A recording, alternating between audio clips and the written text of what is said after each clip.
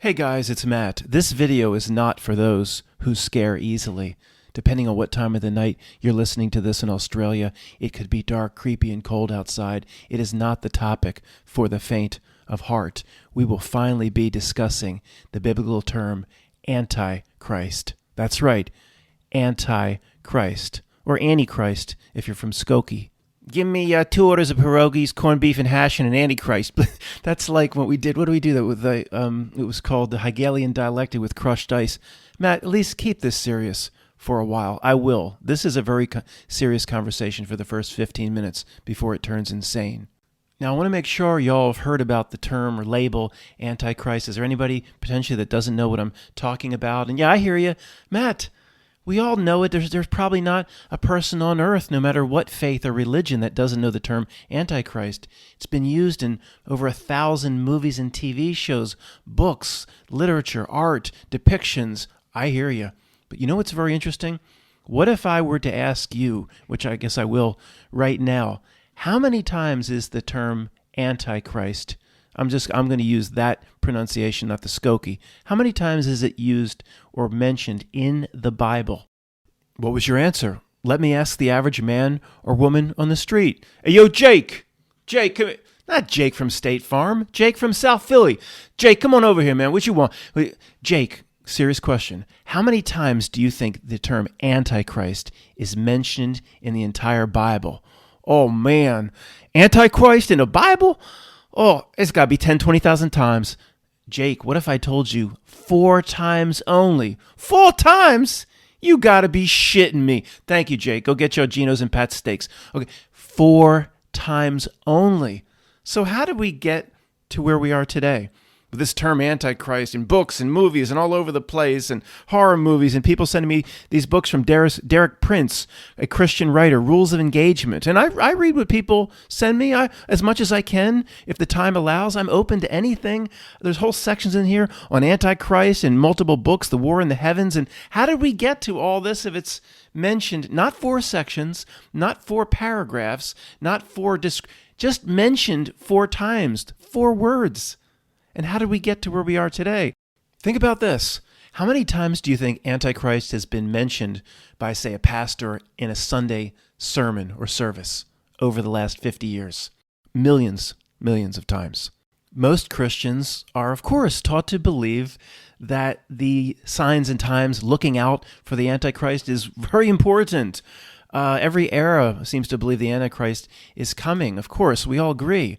But how is that possible if it's only mentioned 4 times? Matthew, Mark, Luke, and John. Well, it's John 1 and 2. Matthew, Mark, and Luke just missed it.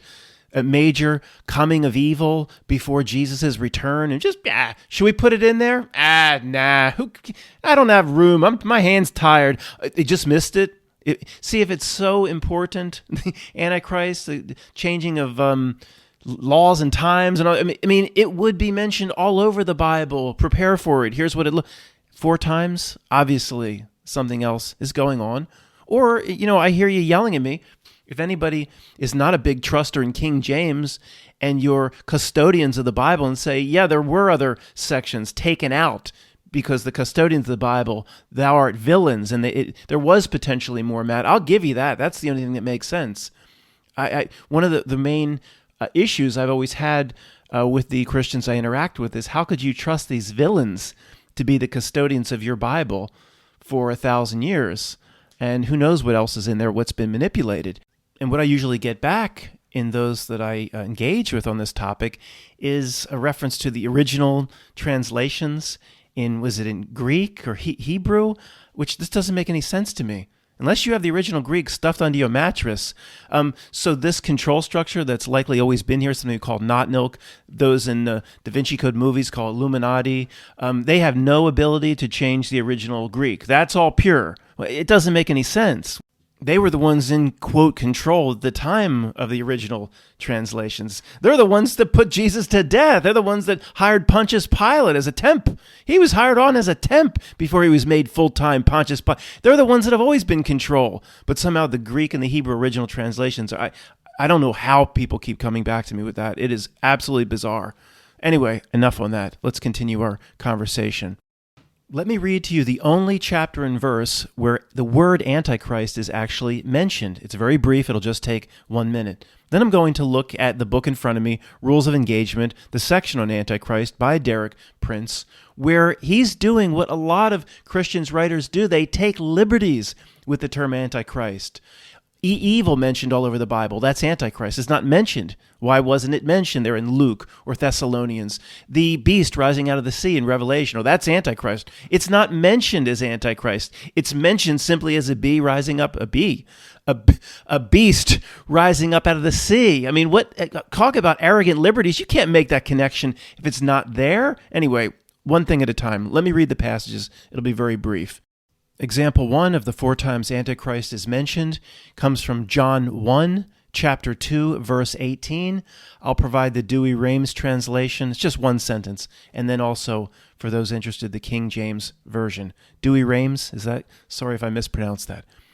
Little children, it is the last hour, and as you have heard that Antichrist cometh, even now there are become many antichrists, whereby we know that it is the last hour. I read that correctly. Even now there are become many antichrists. Okay, let's do the King James Version now. Little children, it is the last time, and as ye have heard that Antichrist shall come, even now are there many antichrists, whereby we know that it is the last time. The second example is also John 1, chapter 2, verse 22, this one from the NRSV. Who is the liar but the one who denies that Jesus is the Christ? This is the Antichrist, the one who denies the Father and the Son. The third example, also from NRSV, John 1, chapter 4, verses 2 and 3. By this you know the Spirit of God. Every spirit that confesses that Jesus Christ has come in the flesh is from God, and every spirit that does not confess Jesus is not from God. And this is the spirit of the Antichrist, of which you have heard that it is coming, and now it is already in the world. We'll have to revisit that. And now it is already in the world. The fourth and final example from the King James Version, John 2, 1-7. For many deceivers are entered into the world, who confess not that Jesus Christ is come in the flesh. This is a deceiver and an antichrist. Let's do another translation, the New King James Version. For many deceivers have gone out into the world who do not confess Jesus Christ as coming in the flesh. This is a deceiver and an antichrist. That's it. All this endless talk of antichrist, books, movies, Christian books, thousands of Christian books like Derek Prince, Rules of Engagement in front of me, presentations from that. Where's the relationship to Satan's plans? It's not there. Where's the relationship to the beast from Revelation? It's not there. Matt, you defending I ain't defending the Antichrist. I'm trying to make an objective presentation here, first and foremost, pointing out that as Antichrist is positioned in the world as being so prominent and so important that this has to be in some way a Notnilc manipulation. Christians just on their own would have evolved the Antichrist into the biggest topic of all time without it all falling for the Notnilc, what we call the whatever stands behind this reality at the screen level, obviously wants millions of people talking about the Antichrist every week. Okay, it's not commensurate with what it should be. If it was this big of an issue, it would be chapters and chapters in the Bible. I mean, of course, this is common sense. If John knew this thing would be the ruination of modern society, and is this amount of evil, you just mentioned the name 4 times. How about hey, John, I've said this to commenters sometimes. The commenter just say, Matt, this is wrong and you suck. I say, you might have noticed my comments. Well, how about a second sentence telling me how I suck? Hey, John, Antichrist, it's this important, the ruination of modern society and culture, and potentially Satan positioning itself for a final move. Give us a second sentence. It can possibly be as important as the Christian writers make it out to be, or the Bible itself would have made it out to be more important, adding a second sentence, adding a few paragraphs. It's not in the 4 main Gospels. This is John 1 and 2. I believe the main Gospels of Matthew, Mark, Luke, and John are completely separate. Not a mention, not a word of Antichrist. Okay, Matt, your point's clear. If it was such a big and important thing, there would be 50 to 100 pages on it in the Bible, not 4 words. Now, those 4 passages are somewhat complementary. I mean, they're a little bit at odds with each other in a few different concepts, but for the most part, what it's saying to me is very simple. I'm not sure what there is to talk about for century after century and sermon after sermon. Basically, to me, it says, if you don't believe that Jesus and God are one, Jesus came in the flesh and is of God, and you don't accept that, then that whatever that means, that is Antichrist, or you are Antichrist. If you don't accept Jesus was here in the flesh as part of God itself. It's that simple. There's no ruination of societies. There's no Damien coming with the omen in the 666 and the beast rising out of the ocean. And I'm going to read whatever Derek Prince is going to say about it here. It's very simple. If you don't attest that Jesus is of God, then it's Antichrist. That's it. What am I missing? How did this become the biggest thing of all time? Because the Notnilc wanted it to. That's the whole point of my videos. Well, Matt, by your own discombobulated conclusion, you Antichrist. Oh my... Yeah, but I'm not the Antichrist. You could call me Antichrist based on that definition. I'm very honest. I'm not a Christian. Which means, what is that? Can I say I'm not a Christian and believe that Jesus walked the earth as God, as literally part of God, the creator of all things? No, I don't believe that. Okay, that per this definition makes me Antichrist. I'm not afraid to say it. I'm not going to go crawl and hide under a rock, but I will assure you, I'm not the Antichrist, but there is no the Antichrist. That's the point. This Damien character has been made up into something by Notnilc. There is no the Antichrist coming, because how do I know? I can read. What did Kevin Bacon say? How do we know we're off course? Because I can add. That's all it says. It doesn't say anything else in the Bible. What other reference source is there? Let me go to Derek Prince to see what Satan's really up to. Sorry.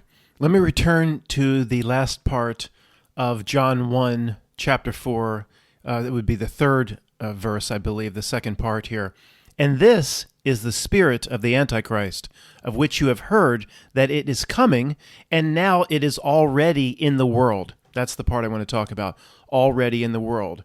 Now, I mean, John's saying, you've heard it's coming, but it's already here. And whoever he was talking about, it's here? With us? It's here with us. Well, it's simple, of course. It's here. Look around. Who are the groups that don't believe Jesus walked the earth as literally God in the flesh? If not, then all those groups are Antichrist. It's very simple.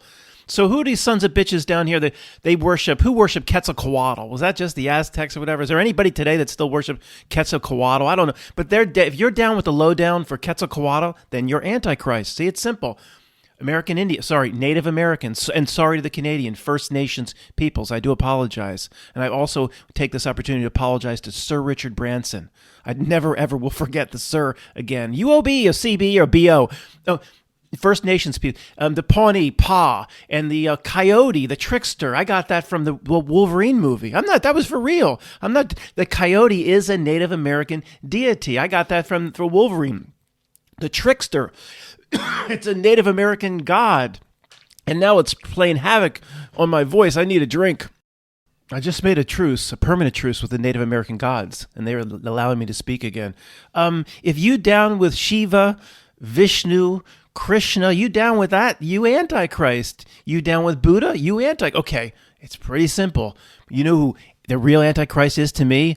Constantine, that fake Roman emperor that says he converted. You Christians should cast him out. A reading from the book Rules of Engagement, Preparing for Your Role in the Spiritual Battle by Derek Prince, the Christian writer of over 25 books who died in 2003. Title of the section, The Person Known as Antichrist. Okay, already manipulating via the title, The Person Known as Antichrist. That is the title of the section. It's already warped and bastardized. Derek, if you're listening, Derek, hello, Derek Prince. It's not mentioned anywhere in the Bible that it's a person. Where'd you get this? Matt, just read the damn thing. Sorry. The final manifestation of the spirit of the Antichrist will be the Antichrist. That's what it says. That's like saying the winner will be the winner. Whatever. I believe this is still in the future. The Antichrist is still coming in the future, Derek says.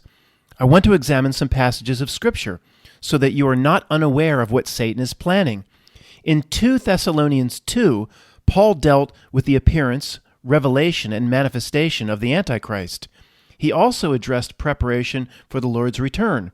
These actions are closely intertwined because the final satanic act before the return, turning the page, of the Lord will be the revealing of the Antichrist. Paul says, in fact, that the Lord will destroy the Antichrist with the brightness of his coming. 2 Thessalonians 2.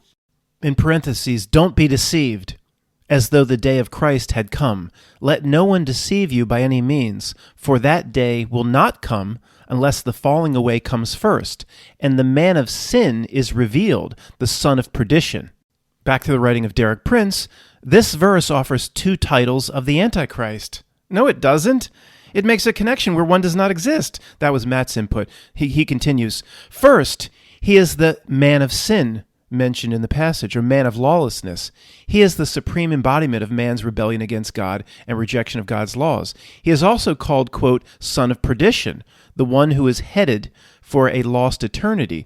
Judas Iscariot is the only other person in the New Testament who is called son of perdition. He was a false apostle. This is like one of 1,000 examples where the Bible gives endless opportunity for interpretation. Endless. And why is it so wrong for me to say, why weren't they just clear? Why not just be clear? And if one person screaming at me, I'm with you. Okay, the one person saying, this proves some sort of manipulation. This person screaming at me, I can hear you now saying, Matthew, Mark, Luke, and John were crystal clear. That proves the villains that had it and changed it and they can't map because of the laws and rules here. They can't completely remove the truth, but it almost proves some sort of manipulation. They're probably pretty smart people. Why weren't they just clear? Why is there always endless opportunity for the pastor or the minister or book writers like Derek Prince to interpret? I mean, and it becomes an adulterization, a bastardization, the interpretation. Okay, 2 Thessalonians 2 is, again, pretty clear. The day of return, he's basically saying, will not come unless the falling away comes first, and the man of sin is revealed, the son of perdition. Derek, you can't link man of sin needs to be revealed to Antichrist. You're just making it up. It's not mentioned here. You can't do it. Stop it. Yet here it is from Derek Prince. 2 Thessalonians 2 offers two titles of the Antichrist. No, it doesn't. It's not here. Derek says, first, he's called the man of sin. No, he's not, because the Antichrist isn't even mentioned. Again, remember how this whole thing started off. The chapter title, the person known as Antichrist. Well, we just went over the 4 passages. Not one mention of a specific person. I mean, are these people literally just making stuff up? I don't get it. And he goes on, look at this, trying to link in desperation to the beast rising up out of the sea. Derek says, so we see 3 different names now if we include Revelation for the same being, the Antichrist. We have the man of lawlessness, the son of perdition, and now in Revelation we're given this. I saw a beast rising up out of the sea, having 7 heads. Okay, you all know that part, obviously. You can't link it. Can't just say, look, Antichrist, but it's the beast with 7 heads arriving out of the sea, 3 Rosie O'Donnells on one head and 4 Whoopi Goldbergs on the other head. Can't link it to Antichrist. Why? Because I can read. The Bible doesn't do it, so you can't do it. Christian writers should be ashamed of yourself. Makes for a good book, though, doesn't it? The book was very clear. It's just saying, well, the interpretation of Antichrist is like 2 sentences, basically saying if you don't think Jesus walked in the flesh as God itself, that doesn't make for no book sales. Somebody would order it on Amazon. What the hell is this? It's a book of a half page. See, half-page explanations. Where have we heard this before? It don't make for good book sales. This isn't intriguing. Why didn't the author make some shit up? So I want to at least get 100 pages for my $7.99. Derek continues. In Revelation chapter 13, verse 6 through 7, we see the Antichrist take action. No, Derek, we see a weird beast rising up out of the sea take action. You're linking it to Antichrist. He opened his mouth and blasphemy against God, blah, blah, blah. We all know the passage. I will give you one thing, Derek. I like the way you close out this section. Again, referencing 2 Thessalonians 2, coming the Lord will not come unless the falling away comes first. The man of sin needs to be revealed. Okay, put your hands up. Identical. Falling away, man of sin revealed. Is that right, Miss Vito? He says here, and I give him credit for this, he died in 2003, remember. I believe this falling away is taking place in the world today. That's exactly right. We agree there. And this was published based on prior works and presentations and lectures and things like that. I mean, it was probably taken from the 90s. So to see the falling away even before the big day, we got to give credit where credit's due. The falling away, you should see the falling away that's happening now, my man. If you were here right now, you want to talk about a falling away. The kids down at the high school, they don't even know what bathroom to use day by day. You want to talk about a falling away. You were right, Derek. And I apologize for anything I said earlier. Okay, guys, as I spend time looking in other places, it seems there's this constant desire for most interpretations of the Bible by different sources to look at all the evil presented, and if it's not clearly associated with Satan, then this has to be Antichrist. This over here, if it doesn't say Satan or Lucifer, has to be associated with Antichrist. And you know what I'm going to say? Once again, there's no connection whatsoever. It's not just Derek Prince, of course, doing this. It's all over the place. Now, my sample size is small. I give you that. I didn't lock myself away in the library like John Nash in A Beautiful Mind. Remember doing the window art, and his roommate comes in that doesn't really exist because he's just in his mind. He says, I have respect for beer. And they go, I didn't lock myself away in the library. My sample size is relatively small. Here's another breakdown of 2 Thessalonians 2 from another website. I don't know the credentials or merits of this website, but it's similar to what I've been seeing. In this lesson, we'll look at the man of sin and look at the son of perdition. They're both connected to the Antichrist, but no, they're not. But again, this is what Derek Prince is doing. First, the man of sin. The man of sin is the Antichrist. The man of sin from 2 Thessalonians is not the Antichrist. If he was, then whoever wrote the Bible would have said that. Am I missing something? Is that such a stretch? Daniel chapter 8, verse 23-25. Here the Antichrist is called a king of fierce countenance that understands dark sentences. No, there's a reference to a king of fierce countenance that understands dark sentences, verse 23, that it's not the Antichrist. If that was the Antichrist, I think John would have written that. Okay, enough. Let's move on. Back to John 1. Chapter 2, verse 18, which is not, my understanding, not the 4 Gospels, Matthew, Mark, Luke, and John. There's John 1 and 2 is separate, where it mentions the Antichrist is not in one of the 4 main Gospels. That's my understanding. All right, guys, let's go back to the 4 passages, the only times that Antichrist is used in the Bible, 4 times. I read them to you before, but there's some main components here we didn't get a chance to talk about. I don't think this will be more than 4 or 5 minutes, but we have to go back and look at some of these major elements. So 1 John 2-18, little children, it is the last hour. And as you've heard, the Antichrist cometh. Even now there are become many Antichrists, whereby we know that it is the last hour. So component 1, mentioned twice in one little sentence, is it's the last hour. Now, I don't interpret this as any end of the world or Armageddon type thing. Obviously, it was written over 2,000 years ago. The world's still here. The last hour in terms of Antichrist, meaning the only interpretation I can take away from that is last hour, that these antichrists are coming, groups all over the world that won't believe Jesus is the embodiment in flesh of God himself or itself. The last hour, the antichrists are coming, and he says they're here now. There are groups here even now that don't believe Jesus was the walking embodiment of God in the flesh. And more will be coming. It's the last hour. This is only going to get worse. The next passage is absolutely related and linked. Very simple. Who is the liar but the one who denies that Jesus is the Christ? This is the Antichrist, the one who denies the Father and the Son. They're coming. It's the last hour. Antichrists are coming. Those that do not deny that the Father and the Son are one. The next passage that was read is, again, completely linked, with the back end saying, the spirit of the Antichrist, of which you have heard is coming. Again, it's coming, and it's already in the world, and it's already here. Pretty simple. The last one. Many deceivers have gone out into the world, those who do not confess that Jesus Christ has come in the flesh. These people that say that are Antichrist. That's all it is, folks. Do you see how ridiculous it is what this term has evolved into? With 1,000 Christian writers contributing to it, linking it to the beast rising up out of the sea and Damien Omen movies. I mean, do you see that this has to be Notnilc? This couldn't have run amok so out of control. There's nothing backing up what tap an average person on the street, what they know about Antichrist. There is no link whatsoever to the Bible, their notion of Antichrist. I haven't sat in 1,000 pulpits or whatever, but I mean, what do the preachers say? Did they just stick to these facts? That wouldn't be for a very good or long sermon, would it? Look, it's pretty simple. By that notion, if you are not a Christian that believes Jesus is God, that walked in the flesh as God, as part of the Trinity, I guess, then you are Antichrist. It is that simple. There's basically no other interpretation. I don't know how people are writing these damn books. The complete adulteration of the concept is such the work of the screen or the Notnilc. They did the same exact thing with 666. The old guard knows I love looking at Revelation 13:18. You know, you got to be pretty smart to figure out this number. It says it calls for wisdom. Meaning you got to be pretty smart. Let those you got to calculate it too. It's not so is it given to you or does it need to be calculated? If it needs to be calculated, why is the number just given to you? But links a beast to a man.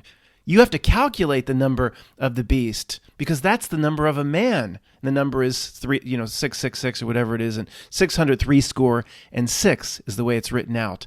There is no link whatsoever to Satan. Satan is not mentioned. John wrote Revelation. Why don't you just say Satan then? The beast must be Satan. Why? Because it has to be. Why? Because it makes for good books. Makes for a bunch of Notnilc bullshit. Miss Notnilc working to bring certain concepts to the forefront that hide the real truth. No, the number links a man, 6 carbon 6, in my opinion. Okay, there are other interpretations, but it links a man to this thing, the beast. In our community, we can have a lot of videos trying to interpret what the beast is. But somehow society and culture has linked this number 666 from this chapter 13 in Revelation to Satan. Now, let's use the rule of opposites that we could apply to basically everything in this reality. Does society and culture, which is Notnilc backed and driven in the screen and the asshole dark, does it constantly push through its movies and its presentations? And does it push that 666 is associated with Satan? It does, doesn't it? Then that means the opposite's true. It means you just interpret a revelation literally, whatever your interpretation of beast might be, but not Satan. The number is linking a man to the beast. If society and culture, which we know we just take the opposite, is linking 666 to Satan, guess what? Then it's not Satan. It's that simple. If the beast in that passage was absolutely supposed to be or is Satan, then church groups would have identified it. Who knows? Hundreds of years ago, the Notnilc would have then tried to cover that up. Of course, or do you think the Notnilc would have said these Christian groups are right? They've identified the beast in that passage as Satan. So let's make thousands of books, movies, and TV shows confirming that. You think they just did a favor then for those groups of nice people? No. The Notnilc said, "Whoa, here's what's going on. We want the beast in that passage associated with Satan. So let's make our books, TV shows, and movies so all the dummies out here in the great unwashed believe it."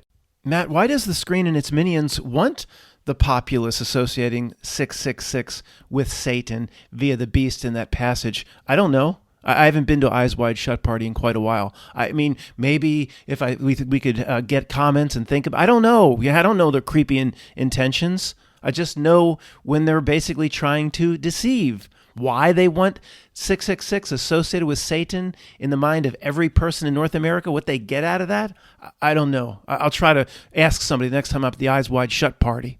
But in my opinion, the Christians that go along with what the screen of the Notnilc wants in that regard and many other regards are doing exactly what it wants. Think about that. There's a rule of sorts that I'm not sure has ever been violated.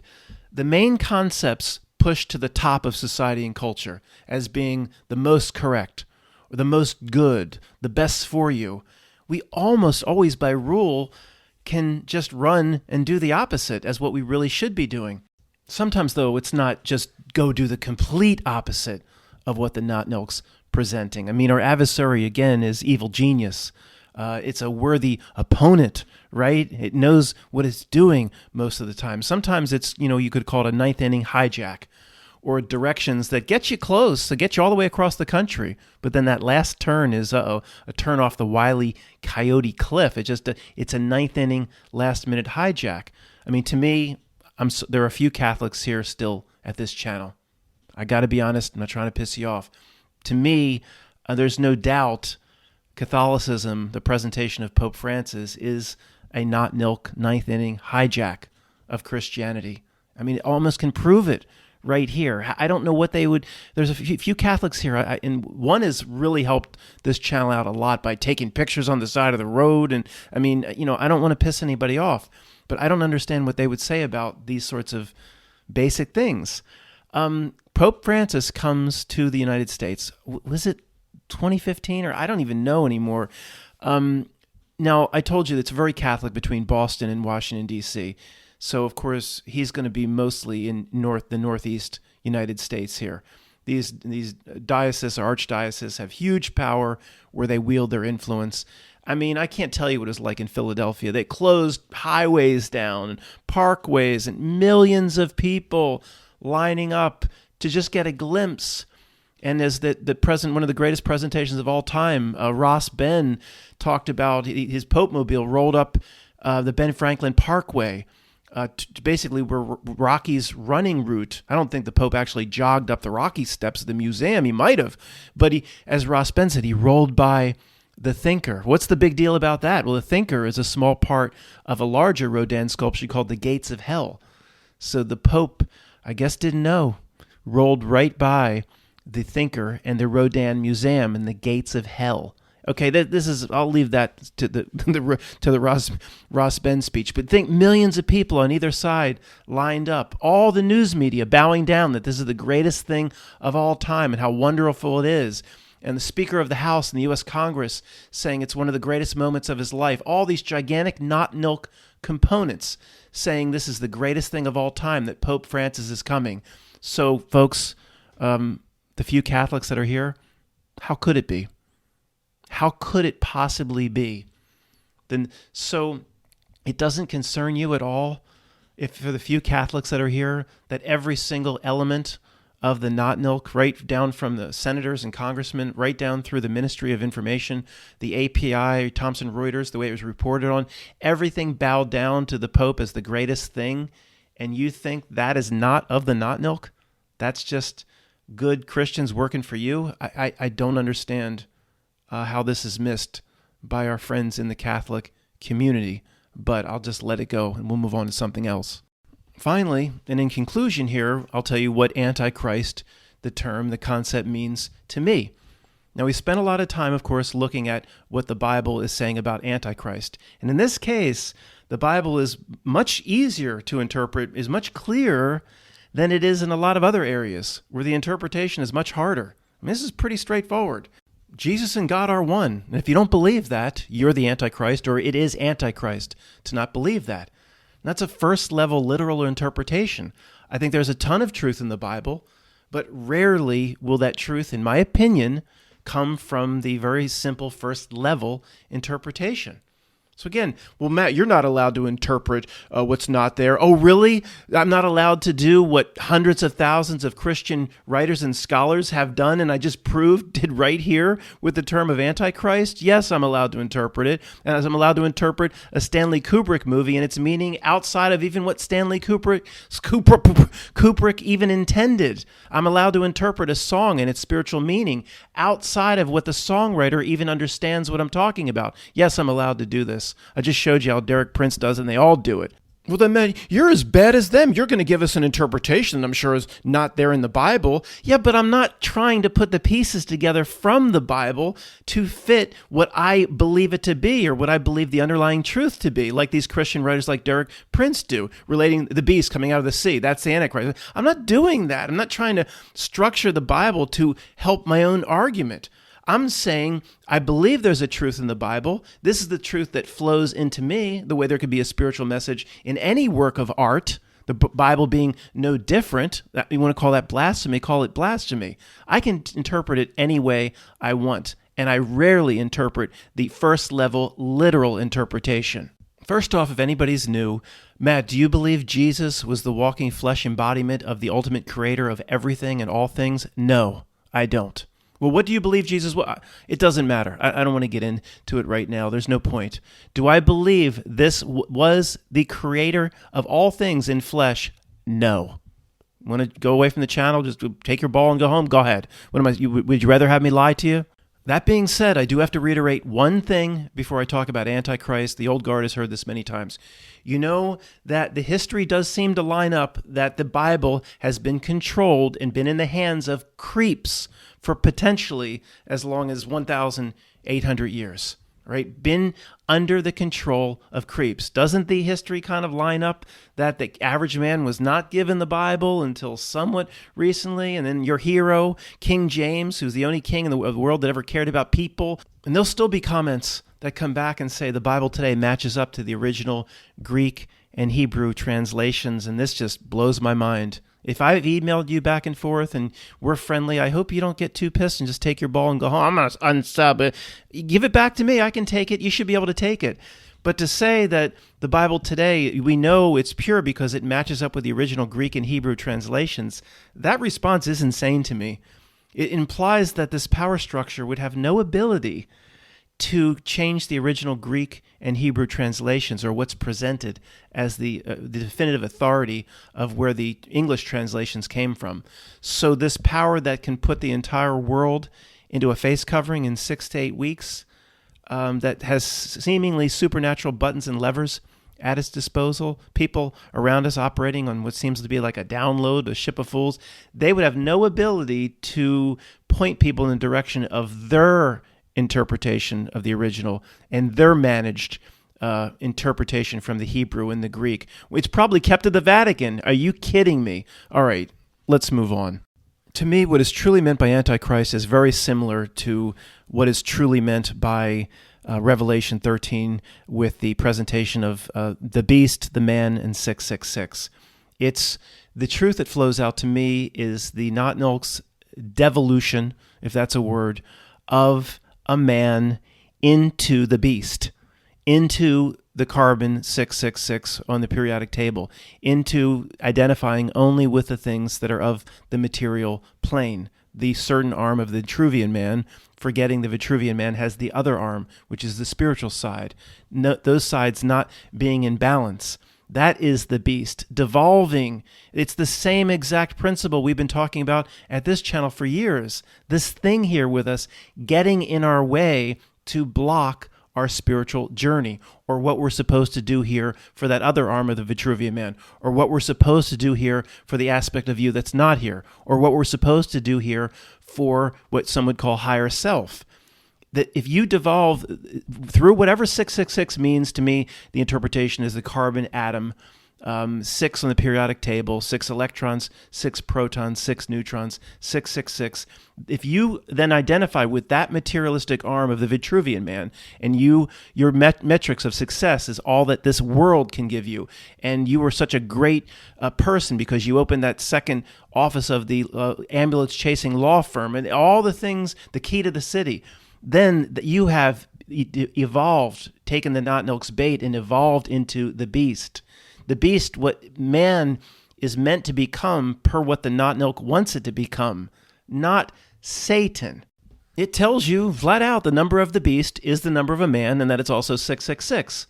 So it's like a triangle, right? 666, carbon atom, 6 electrons, 6 protons, 6 neutrons. That's a man, but a man who forgets his spiritual side that identifies just from that, from the body, carbon, etc., and that arm of the Vitruvian man, has become the beast. I think it's pretty clear, but maybe I'm just sniffing glue. Is anybody anywhere in Skokie wanting to scream out at me, how could they have possibly known when the Bible was written that man is mostly made of carbon with 6 on the periodic table of 6 electrons, 6 protons, 6 neutrals. 6 neutrals? 6. Is anybody really wanting to tell me, like, I just forgot about that? Oh my God, Pootie Tang Award times a million. Well, I'm not even going to address that. I mean, come on. So they needed the electron microscope or whatever. They wouldn't have been able to know. But then you had supposedly God himself, the creator of all things, was walking the earth, but he would know that carbon has 6 electrons or whatever. And there's probably a group of truthers even now screaming out that it's all fucking fake. There ain't no such thing as atoms. I know there. You know what? At some point, would this make for a good video where everything from A to Z, from top to bottom, the double slit, everything's fake. I just come out and go fake, fake, fake, fake, fake, like the hockey cadence before the face-off. Fake, fake, fake, fake, fake, fake, fake, fake, fake, fake. Is that all? Would that make for a good channel? No, I don't believe every scientist is in on it. I believe there is something called the atom. I believe carbon does carry 6 electrons. That's truth or blasphemy to some. Why are those people still here? At some point, I have to retreat to a place where we have consensus. I'm not going to keep retreating past the fact that a carbon atom carries 6 electrons. Okay, that we have to retreat to a point where we have a benchmark where we can move forward, and I hope we can move forward with that. Finally, what Antichrist means to me, where I've been very clear that I don't believe Jesus was actual God, all right? It is saying to me that Christ is an ideal, a spiritual ideal of what we should strive to be. The work, part 2, worry about yourself activities, ignoring the Notnilc and the side of the Vitruvian man it wants you to attach to. Certain things we need to do here for our spiritual selves. Christ, in a way, who knows what Christ was, is the ideal of that. If you are participating in everything the Notnilc wants, and just your whole life is centered around the other arm, the materialistic side of the tug of war, to me, forgetting the spiritual side of us, that is Antichrist. Not some bad guy that's going to pop out of a cake like that scene in Under Siege with Seagal, whatever. She took her pills and she popped out of a cake with nothing on up top of it. I don't think the Antichrist, there ain't going to be nobody that popped. I assure you one thing, wherever we disagree, it ain't going to be something you could ever point to. It's the same themes that repeat over and over in a police lineup. Nobody's going to pop out of a cake and you're like, look, Matt, that's the Antichrist. It's going to be identified as the Antichrist. That's ridiculous. Antichrist means something. We all might have a different interpretation, but it isn't anything you're going to be able to point to. Or what Derek Prince says here, this person is coming in the future. He even calls it a person. It's a concept in general. The concept that the Bible puts out at the first level is those that do not believe Jesus is God. Okay, that's Antichrist. And of course, those groups, just like the Bible predicted, are growing, even if you include other religions. That's not my interpretation. Antichrist is exactly what the Notnilc is out to do to real beings, to have them forget, not only forget the other aspect exists, but to believe right from the start it doesn't exist. And for those that pursue work, which you could call work on the spiritual side, is to be mocked. And that doesn't exist. The atheist is right. The Stephen Hawking voice box is right.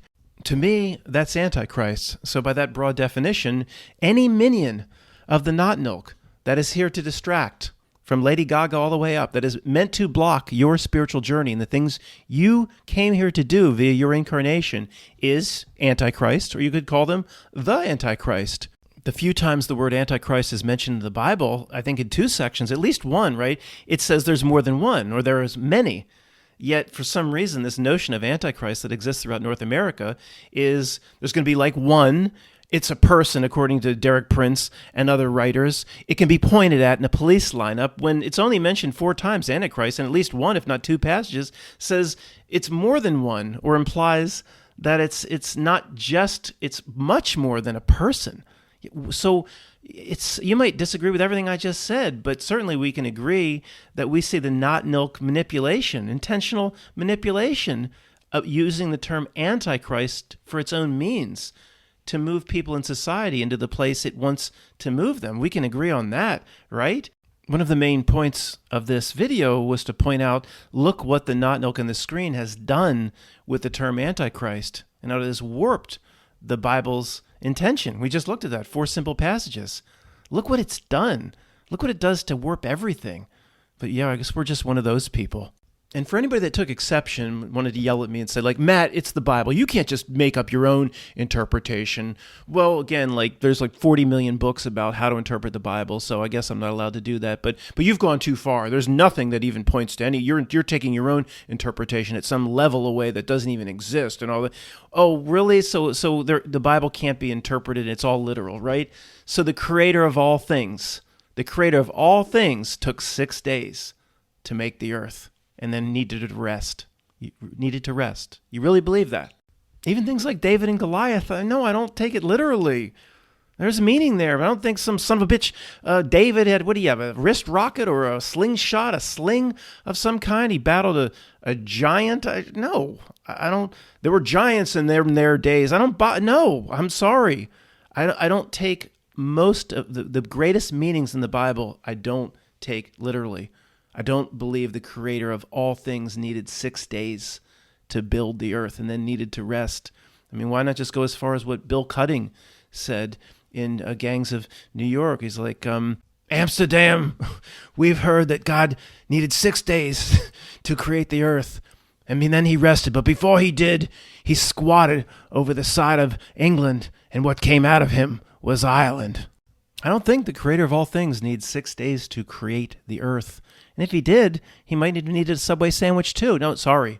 So right from Genesis 1, right from the first few sentences, we have proof. So you have no proof. We have proof that it shouldn't always be taken literally. I guess that's just me, You want to believe he took 6 days and then needed to rest.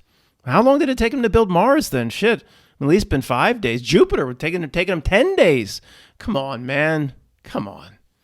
I think we're allowed to find spiritual meaning in the Bible. And to me, that spiritual meaning is far, far away from the gigantic religious billion-dollar infrastructure.